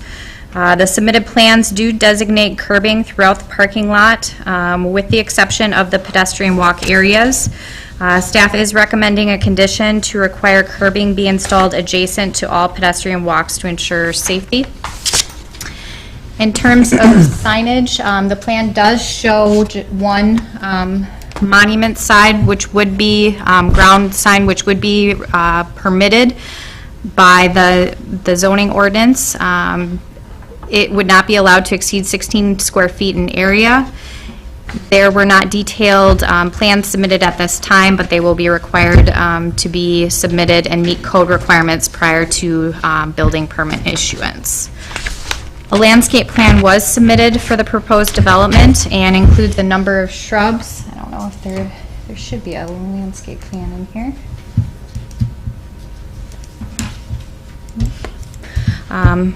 It was included in your packet. And there are a number of shrubs and trees located along the perimeter of and throughout the multifamily development site. Currently, there is no landscaping shown along the northern lot line adjacent to the commercial development to the northeast to create a buffer area between the proposed multifamily use and the existing commercial use. Staff is recommending a condition that a landscape buffer be installed to mitigate any potential conflicts between the two developments. Stormwater management is identified in the form of 2 basins situated on the northern and southern portion of the multiple family property. Formal erosion control, drainage, and stormwater management plans have been submitted and will be required to be approved by the Department of Public Works as part of the site plan review process. Staff is suggesting that a more natural style of detention basin be utilized for this development. All right, now I'll just go through the building elevations a little bit. The proposed apartment buildings are 2 stories, approximately 26 feet in height. The inclusion of dormers, varying roof heights, and porches and balconies helps to break up the overall mass and provides more building articulation. The exterior is proposed to be primarily vinyl siding, but is accentuated with stone veneer on varying elevations. The facade also includes vinyl windows and patio doors and treated wood porches and balconies. The plans do not show any in-wall air conditioning units. However, if they are to be utilized, the sleeves should be colored to match or complement the building's exterior facade color. And we are also recommending a condition that the wood porches and balconies be painted or stained or wrapped in some type of metal. Additionally, staff recommends that all vents and other apparatuses be colored to match or complement the building's exterior facade color. The garages are proposed to be faced with vinyl siding and/or stone veneer, and the refuse enclosure are proposed to be board-on-board cedar. The exterior of the proposed office and storage building is designed to mimic the materials applied to the main apartment buildings and is approximately 16 feet in height. The north-facing facade includes 2 entry doors providing separate access to the office and storage area, and a large overhead door to allow maintenance equipment access to the storage area. When reviewing side and rear elevations of the structure, there were concerns with the blank walls that were created, and staff is recommending that the side and end elevations facing Logan Drive be further articulated by adding additional windows, gable roof ends, and/or stone veneer knee wall to help break up those blank walls. With that, staff is recommending approval of the plan development for the multiple family residential development with the 9 conditions that were included within your packet. And I can run through those if you'd like me to. Okay. Okay. I did. Are you finished with your presentation? I am finished, yep. Any technical questions? Any technical, Donna? Yes, I have several. Who in this area is responsible for fire protection? We are, City of Oshkosh. Do we have any units that are out that far north, Oregon? Snell Road. Snell Road. Snell? And the school district will be taking these 30 units on? And the cost of the rental units, are they market value or are they subsidized? We don't have That any. we don't know. I would have to defer to the applicant on that one. And I see nothing that shows that there will be any recreation area for the children. Did I miss that? Yeah, the plans do actually show, it's just a note on the site plan here. Give me a second. On the north end here is where the future playground area is planned. So it does document that there will be a playground area. Right. Thank you. That's all I have. Any other technical questions? Jeff? It's shown on the plans that there'll be a recreation, but that doesn't require them to put that in. No, it Correct? doesn't. That's correct. So if we wanted to ensure, we would put that as one of the conditions, correct? Correct. Correct. There's another note that David just pointed out to me. If you look at the landscape plan, there's a difference between the 2 pages. One page will show the future landscape area, and there's a pond shown on that one. The next page has a landscaping plan. So I don't know if, because it shows the pond going into that future playground area. So we'll have to get some commentary from the applicant. Good And catch. I'll wait until we do approval, but my intention is to put that condition on. Are there any other technical? Yeah. Maybe I'll just sit here in silence for 30 seconds and wait. The thing that I noticed here, and then it says it on the site plan, it says it in the narrative from the architect, 3 10-unit buildings, project will be constructed in 3 phases, with phase 1 including the northeast 10-unit, phase 2 will consist of the southeast, phase 3 will consist of the northwest, and 1 dumpster enclosure. Obviously, because it's a planned development and not a CUP or something a little more limited, they can build this in phases over as much time as they need. And I don't know if this is a question for you, Darren, or for Steve. What is there to regulate sort of disturbed site work areas? What is there to regulate that in the interim? So if they build phase 1 and tear up phase 2 and phase 3, the building areas in the meantime, do they have to seed that and put grass there? Do they have to, what's to keep this from being a 5 to 6 to 7 year, if it takes a long time to absorb these units or something like that, what's to keep this from being a 6-year plan with a 10-unit building and another couple acres of torn-up site that's essentially being staging area for an indefinite period of time? Well, they never do. I mean, we have a code. Yeah, and I mean, they never do phase 2, phase 3, you're correct. I mean, nothing we to have do about that. We have a code requirement that any area not used for development has to be kept in green space. So I guess we could put a condition on saying phase 2 and phase 3 areas shall be kept in a Well, I mean, if it's state until part of our code, until a building permit or something. And that's really my technical question here is there a provision within our existing code that would require within a certain period of time that it can't be used as construction staging, it can't be used for material or equipment storage, it has to be returned to green space? And you just don't want to see. Yep, I agree. You don't want to see erosion fencing or erosion barrier sitting there for the next 2.5 years. Because I understand why you'd phase a project like this. I can't blame them for doing that by any means, but I guess I just want to make sure that we mitigate any potential downside that could have. We put areas not under construction. If there's no active building permit on areas, they would have to remain seated. Once the occupancy for the first building were to go up. So once that occupancy is granted and the building permit essentially terminates. And there's no other building permits for phase 2. Right, if there's nothing pulled for 2 or 3. Those would have to be returned to vegetative ground cover, I believe it's. But Is there not? That doesn't mean that they couldn't, to his point, you store construction material and stuff there. Well, that wouldn't be. No, it would have to be an association with a permit. Yeah. And do they not, prior to commencement of construction, develop a construction stormwater management and construction plan that highlights the areas that are disturbed in the erosion control devices? Right, and that's part of the plan. And the closure. Yeah. Couple that with the city ordinance, and I would suspect that staff would review that for adequacy even prior to the commencement of. Right. Because you have to issue a permit for that before you can. Mm-hmm.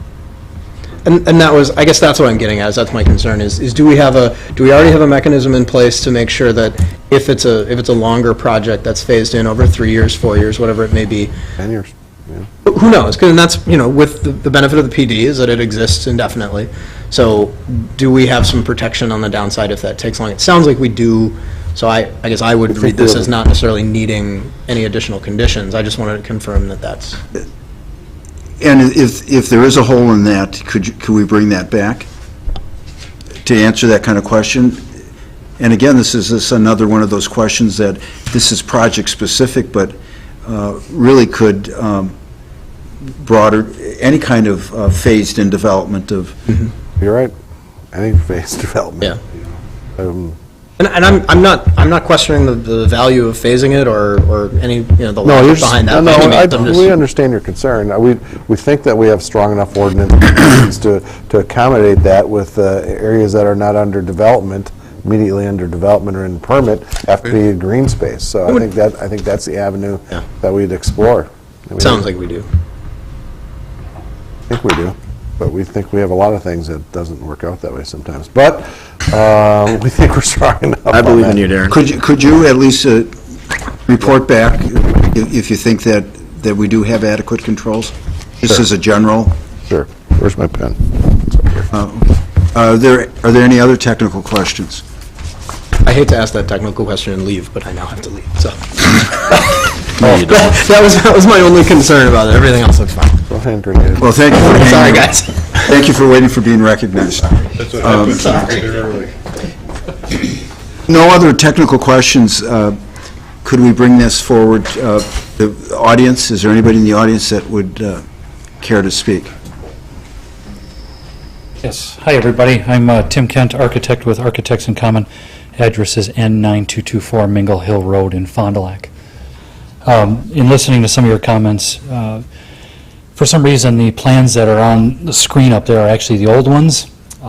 So we have larger pond areas, detention areas, and we have a detention area that's a little bigger and closer to Logan Drive as well. But the future playground area is slated to be just to the left of the office building, the storage building. Our pond ended up being larger on the north end. So we didn't have any space there for any playground equipment. So where on that display would the playground Do you want me be? to show you? I can Yeah. show you. Please. Laser in my eye. We're slating it for right here. And in what phase do you plan on building that? It's slated for the future. I don't know, we haven't made plans for what phase that would be done in. I don't know if you have So any. if we put a condition that you have that playground in place with the development of either phase 2 or phase 3, would you be okay with that? I would say for phase 3, yes. Because that would be the completion of the campus of the project, and at that point, we would like to have the playground in. I don't support that. Would phase 2 work? I think phase 1, Phase 1? as you are way out in the country. And with phase 1, we will have the building on the northeast done, that dumpster enclosure on the east, and the office building will be done. Yeah, you are way, way north of town, and there's nothing, I don't know what the neighbors in that area have for their children, but certainly that should be addressed. Yeah, and there's an apartment complex to the west of us, and there is no, I didn't see any playground equipment there at all. That's too bad. Learn from our past. And then I did want to make one correction, that in phase 2, there will not be a dumpster enclosure. There's only 2 dumpster enclosures on the property, so the first one will be done in phase 1, and then the second one will be done in phase 3. I think that was just a typo. And what's your plan for the phases at this point? I know you can't necessarily stick with that, but Yeah, we kind depends. of have an idea. Phase 1 is going to break ground in September 1st, and then phase 2 would be right after phase 1, so that we're hoping that would be summer of 2017, and then phase 3 would be 2018. And what was the plan for these market value apartments? I think Donna asked that question. I can speak to. I'm Alex Koopman, 1408 Oshkosh Avenue. They're very comparable to the Soda Creek apartments that are just finishing up, I think. Their market, I believe, around 800 for 2 bedrooms, or 850, I think they are. I guess the only thing about that playground, what I'm thinking of right now, is there not going to be an issue with kids playing on the playground when there's a parking lot being built there? That's the only thing I'm seeing, is kids playing right where you're trying to. When would that parking lot be done? See, and that extension of the parking lot would not happen until phase 3, because with phase 1, we will in fact end the road right to here. Then which one? So that's phase 1 over there? Phase 1 is right here. Okay, where's phase 2? Phase 2 is this building. So in phase 1, the parking lot will be in here, in the drive with the office building, and then phase 2 gets done, and then 3. So where we're proposing to put the playground, we would not have any pavement over there.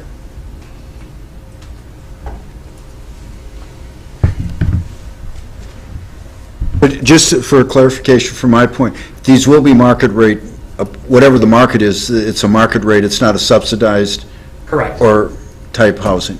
No, it is not. I just would like to comment about the playground. Certainly, I can understand your concerns if you're building the driveways and parking and so on. Sure.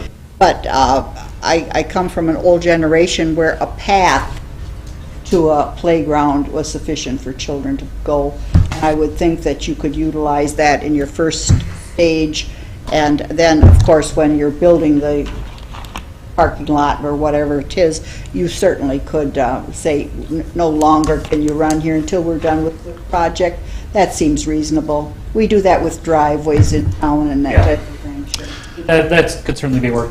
You know, we had a lot of problems with this site. For one, the neighboring property to the west of us ran their private utilities right through our property.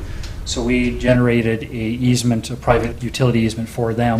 So that really kind of restricted us to what we could do to locate the buildings. In fact, we had proposed to do more than 30 units on there. We just couldn't fit them on there. Engine basins took up a lot of room, so we ran out of space. We're creating a drainage easement to the east of the property to help the property owner to the east, so that they can raise their site and drain that water to that easement for both properties. So, you know, we've really kind of gone out of our way to be good stewards, good neighbors, and, you know, we're doing things that I'm sure a lot of people would do. Thank you. Are there any other questions of the developer? Do you have any other? I do. When we talked about the curbing on all the adjacent to the pedestrian walks, we do have raised pedestrian walks, so there is a curb between the drive and the walk. So I'm not exactly sure what that comment was to. The areas that we do not have that curbing would be the small sidewalks that are between each of the units to get into the entry door. We did not curb those areas, we just landscape those. I mean, all we need for the code purposes is that it's a marked and highlighted path. Yeah, it just wasn't, you know, Okay. noted the curbing, see it on the site plan throughout, but Sure. those Well, areas, it's not included, so we just wanted to make sure that was Okay. your intention. All right, then we're good. So would we remove that or keep it there? Because they're not going to really curb it. They're going to be raised marked walks, but they're not curbing it. So we can amend that condition to say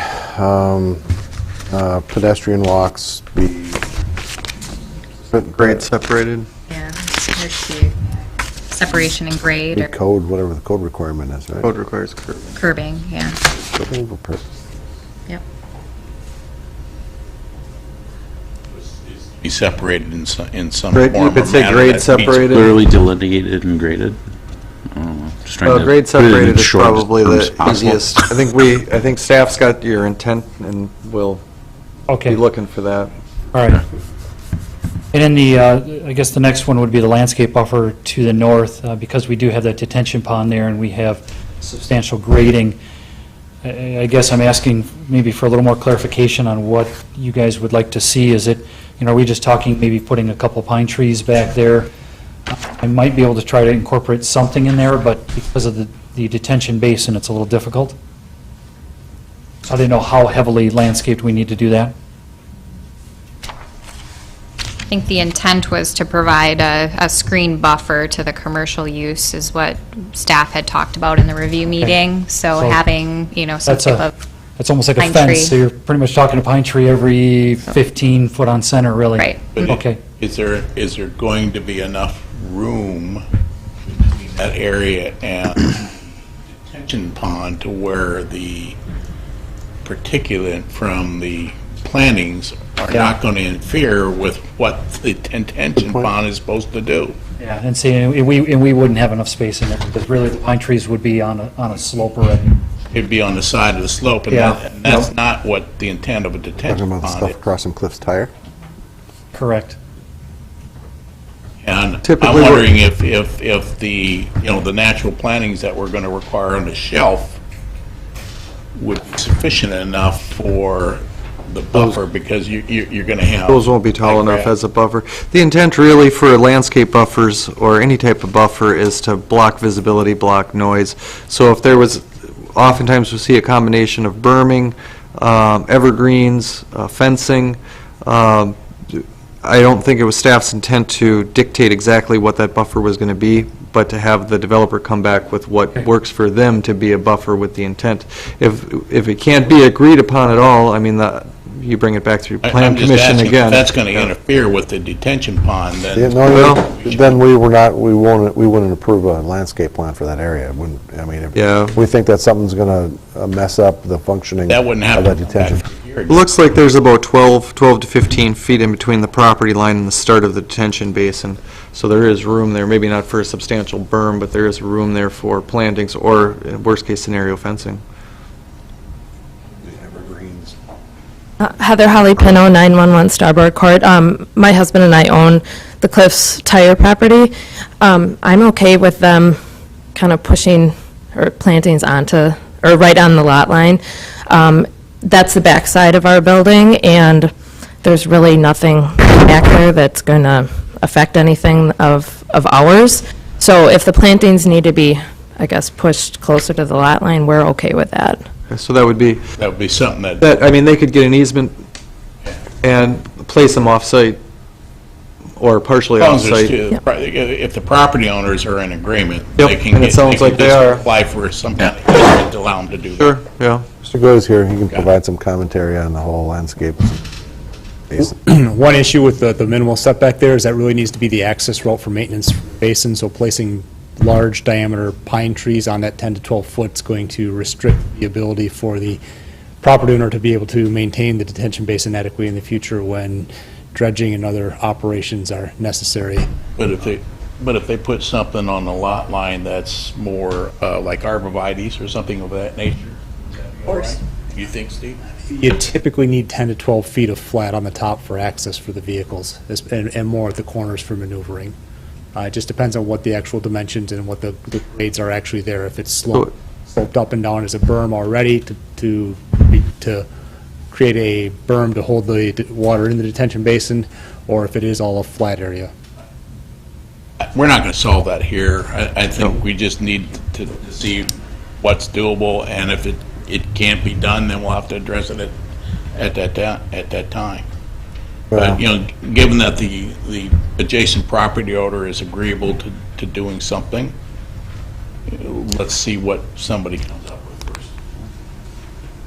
That's what the commission wants. It sounds like everybody's working towards the same goal. Yeah. Before we work that part, are there any more items you want to? Well, and there was another comment about the riprap. You guys you are looking to add the riprap you want to take the riprap out and put those native plants and on the side slopes, and then the emergent plants on the safety shelf. We do have some concerns with that if there's heavy rain, it could wash some of that out in the beginning. The riprap was designed to be at the water line and lower. So, you know, if you guys are really firm on this, I mean, I talked to my civil engineer, and we certainly could go with that, but we just wanted to stress that sometimes you do have some concerns with heavy rainfall and washing it out. Well, this says without riprap above the water line, so you put riprap below the water line. Okay. This detention basin is to be a wet one. Correct, yes. So below the water line's okay, above, we've been pretty consistent with that. Okay, that's fine. Except in the overflow areas, things like that, where we have some. Where does the water line start? Does that start at the shelf? I don't know.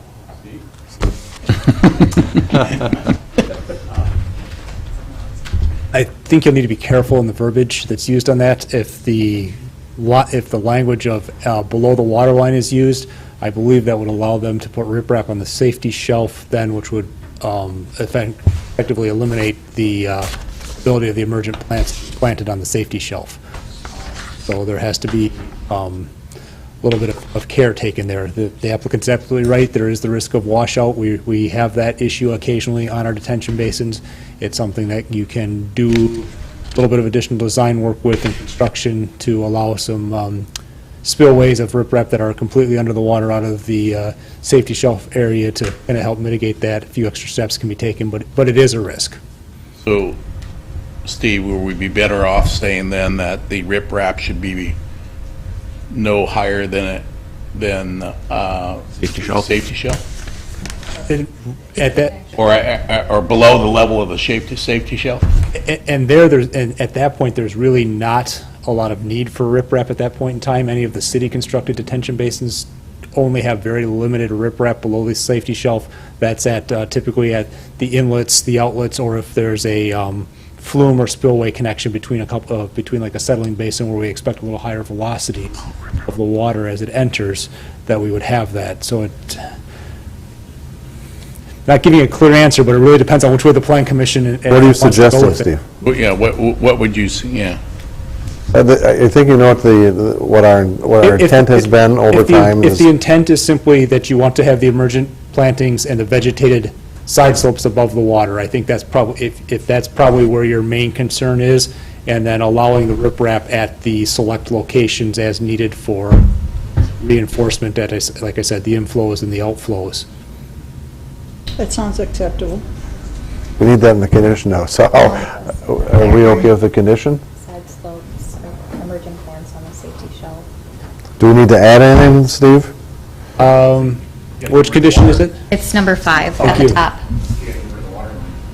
Well, it does say the safety shelf is planted with emergent plants. Well, I think what Steve's getting at is that everything below the water line with that condition could potentially be riprap, and really where you only want it is... Well, you have the native plantings being planted on the side slopes, and emergent plants on the safety shelf. So that really effectively eliminates the riprap on the safety shelf and above the water. I think the applicant's concerned a little bit here, and this is a standard comment. We always do allow the riprap at the inflows and outfalls. If those limited areas, we just want the whole embankment put that way. So I think maybe that's the confusion at this point.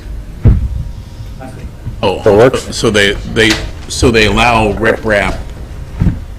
At the outflows, inflow, yeah, it's at those locations where you got a high velocity of water moving, it just doesn't work. So yeah, we do allow those limited areas. It's just not, it's not the whole area that's running riprap. It's just, Should we modify that to allow them to do that, so there's no confusion? there's not really confusion on our end, I was gonna say, particularly, I mean. sounds like that's. We've been working through this for years. so. Sounds like it's standard operating procedure. It works for us right now. No, it just says, No, I'm reading black and white, that says you're not gonna use this above the water line, but, We use yeah, some well, discretion. maybe We use a little we'll let you. discretion. That's okay. Okay. That's all I have, unless you guys have some more questions. All right, let's bring her back. Oh, no, I'm sorry, is there anybody else in the audience that would like to speak? Okay, let's bring it back. Just one question, I'd like to make a motion to approve this. Do we add the playground in the recommendations? That's a good point. When do you want the playground in? I would like to see it right away because they are way in the north.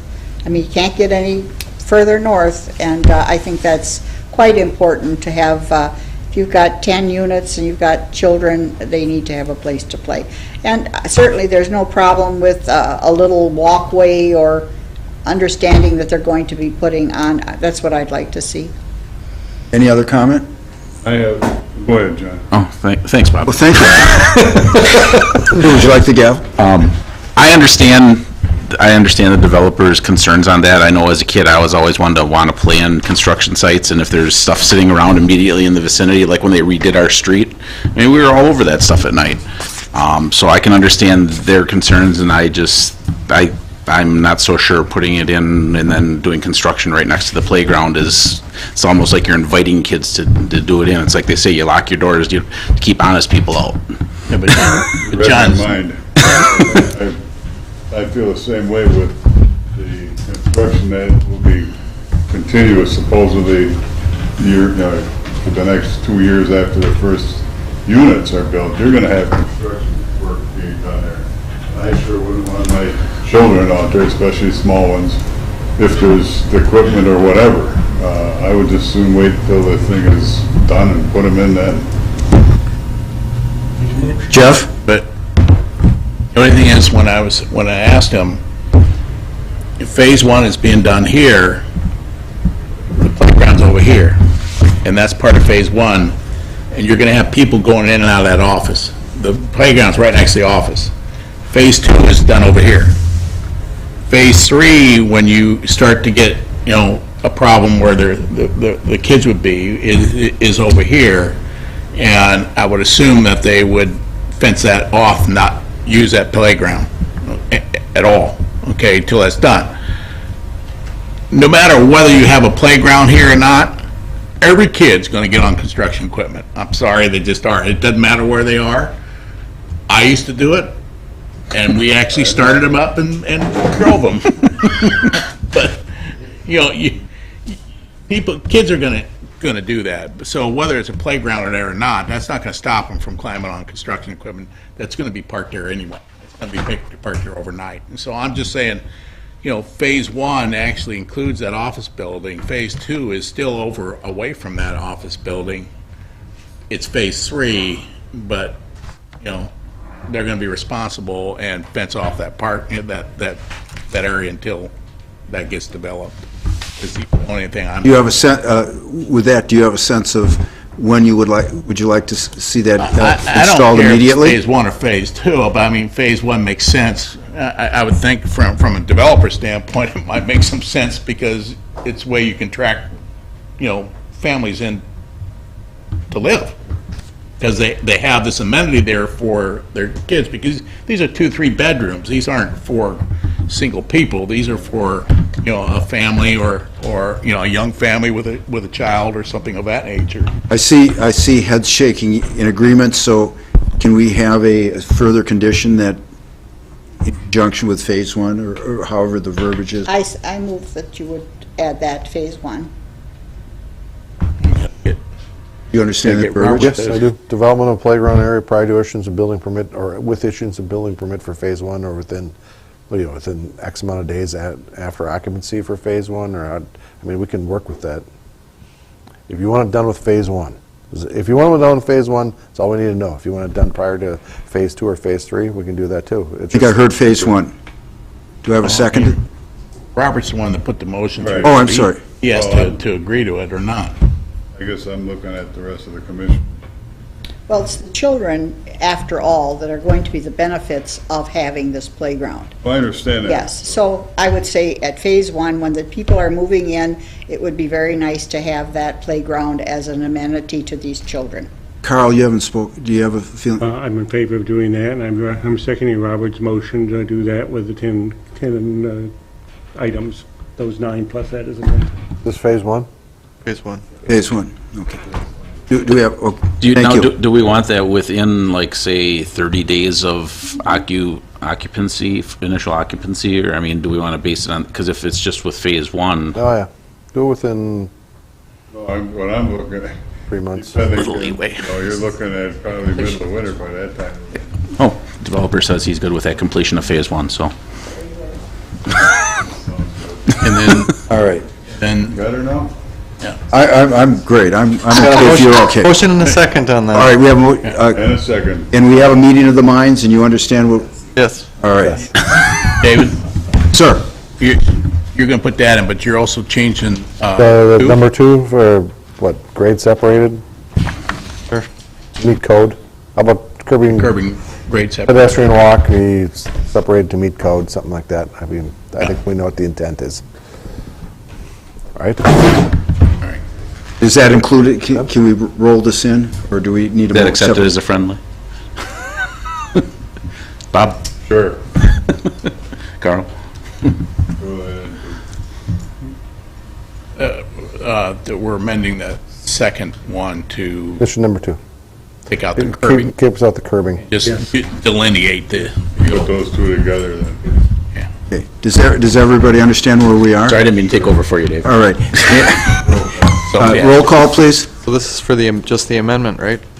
For the Oh, amendment? I thought it was the whole thing as amended. Okay, that works. The whole ball of wax. He put it forth with 10 conditions, and then we made sure that the clarification was a friendly to 2, so Gotcha. I'm all over it. Are you ready? Jones. aye. Hims. Aye. Lori. Weigert. Aye. Nolenberger. Aye. Forsythe. Aye. Motion carried 6-0. Is there anything for the good of the order before we adjourn? Yes. Oh, No, we've got hands up. I have one item. I'd like to make a motion that the Plan Commission thank David Buck for his years of outstanding and dedication.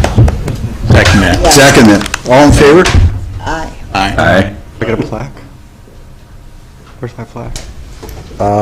Is there anything else? Can I have a motion to adjourn? Second. All right. All in favor? Aye. Thank you.